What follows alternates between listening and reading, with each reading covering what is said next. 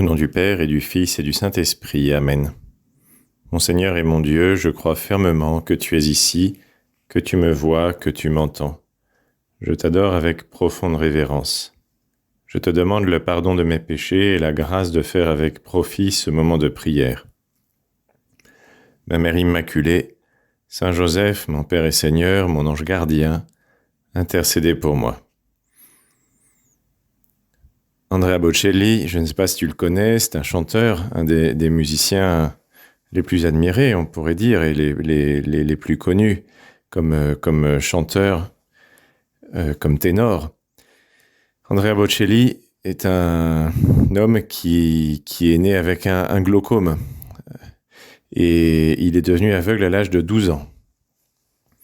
Il raconte dans une interview qu'il a été extrêmement marqué par ses parents, par leur foi chrétienne en particulier. Ils m'ont forgé, dit-il, ils m'ont élevé au sein d'une famille unie, m'ont donné une éducation précieuse pour pouvoir poursuivre ma vie. Parmi les nombreuses leçons que je pourrais citer, leur capacité à ne pas abandonner. Je remarque, dit-il, cette capacité à ne pas abandonner. C'est quelque chose, dit Andrea Bocelli, qu'ils ont vécu dès ma conception, lorsque les médecins ont conseillé à ma mère d'avorter, parce que son enfant allait naître avec de graves pathologies. Elle a ignoré ce conseil extrêmement malvenu et a poursuivi la grossesse avec le soutien de mon père. Sans ce geste de courage et de foi, aujourd'hui je ne pourrais pas être là pour en parler. Voilà ce que dit Andrea Bocelli sur la foi de ses parents et comment elle l'a marqué et comment lui-même veut transmettre cette foi à ses enfants. L'héritage le plus grand que j'ai voulu transmettre à mes enfants sont ces valeurs universelles et perpétuellement actuelles que j'ai apprises à trouver dans l'Évangile, le cœur de la sagesse. Des concepts tels que « aime ton prochain comme toi-même » ou « ne fais pas aux autres ce que tu ne voudrais pas qu'ils te fassent », etc. Et Andrea Bocelli dit que la foi, c'est la disposition à s'émerveiller, c'est courir vers le ciel qui est au-dessus de nous et aussi en nous.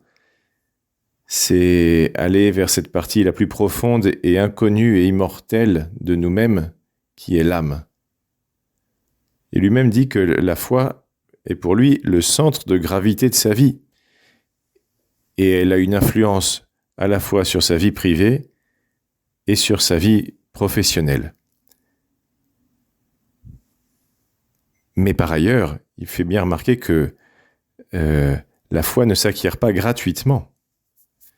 Tout comme dans l'apprentissage de n'importe quelle discipline, la foi requiert engagement, persévérance, sacrifice.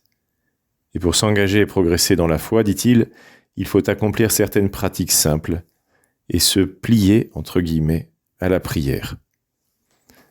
Voilà, la foi est quelque chose d'extrêmement beau, d'extrêmement puissant. La foi déplace les montagnes, c'est Jésus qui l'a dit. Et c'est vrai, nous voyons ce que la foi des hommes a construit. Les cathédrales que nous pouvons voir en Europe sont des fruits de la foi des hommes. Si vous allez à Barcelone et que vous visitez la Sagrada Familia, l'église de la Sagrada Familia, qui est encore en cours de construction, même si elle a bien avancé, bien, vous voyez un monument extraordinaire, merveilleux, qui est le fruit de la foi de celui qui l'a conçu et également de ceux qui la financent. La foi permet de faire des choses qu'on ne peut pas faire autrement. La foi nous donne des ressources inconnues, pourrait-on dire. Et la foi, c'est quelque chose que Jésus nous a demandé à de nombreuses reprises dans l'Évangile. Alors, par exemple, dans l'Évangile qu'on lit à la messe d'aujourd'hui, nous voyons des témoignages de foi. Et ces témoignages nous sont transmis justement pour nous inciter et nous inviter à rechercher la foi, à demander au Seigneur la foi, à prier pour l'avoir, à être courageux pour poursuivre la foi et pour s'y accrocher.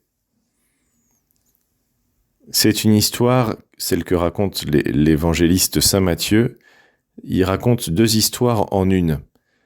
Il raconte l'histoire d'un notable juif qui s'approche de Jésus parce qu'il vient de connaître un drame terrible. Il a une fille de 12 ans qui vient de mourir. Pour un parent, pour un père, est-ce qu'il y a quoi que ce soit de plus terrible que cela, la mort d'un enfant?